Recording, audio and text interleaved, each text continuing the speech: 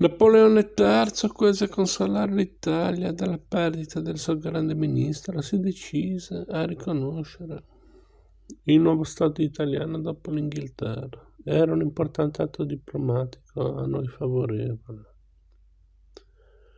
Dopo pochi giorni Ilari Casali impose a Napoleone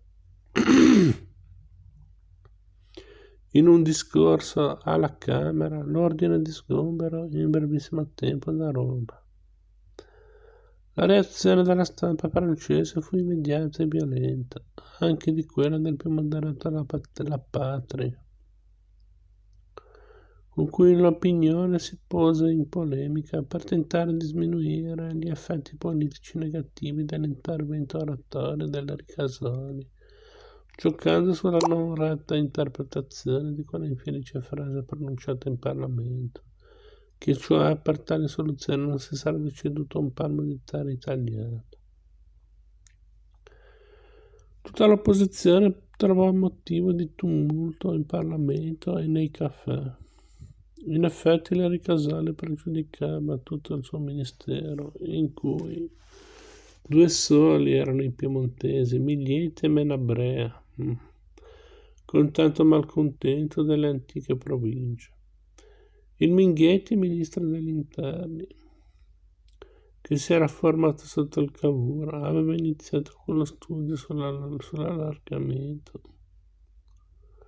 dell'autonomia amministrativa delle province, statuita nel 1859, in quella della regione come consorzio permanente di province a certi intendimenti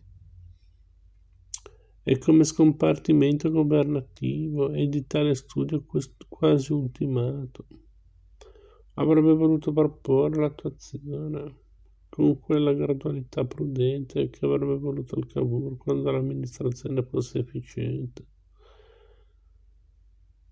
e l'unità cementata. Fu questo invece il momento per il De Pretis di minare la posizione del Minghetti con una interpellanza che ha suscitato i furori della polemica giornalistica e caffettistica durante l'estivo aggiornamento delle Camere. Il risultato furono le dimissioni del Minghetti. Vittoria democratica mutilata però dal fatto che Ricasoli non volle sostituirlo con il Rattazzi ed assunse egli stesso l'interim dell'interno. Già aggravato dal Ministero degli Esteri e dalla Presidenza, l'enorme mole del lavoro rallentava le realizzazioni amministrative promesse, ritardava importanti decisioni di politica estera, deludendo sostenitori e inferocendo avversari, dava esca alle forze extragovernative per scalzare subdolamente lo Stato stesso, con pretesto di raggiungere fini non perseguibili con lui. Presero così piede nel gennaio del 62 quei comitati di provvedimento formatisi a Genova e diffusisi dappertutto come società patriottiche, per raccogliere fondi che sarebbero serviti per le imprese di Venezia e di Roma. Bertani, Mordini, Saffi, Nicotera, Cadolini dovevano redigere nello statuto ed è evidente il tentativo del partito d'azione di scavalcare il governo, moltiplicando in tutta Italia le dimostrazioni antipapali per agitare la questione romana. S'acuisce la tensione fra re e il ministro, così Ricasoli si dimette, sostituito da Rattazzi.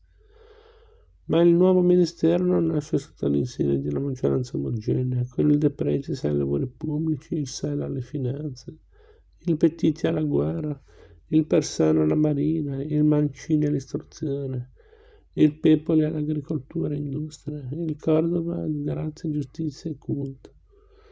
Fu detto un ministero geografico, ma non un toscano aveva voluto entrarvi e la Lombardia era stata indifferente.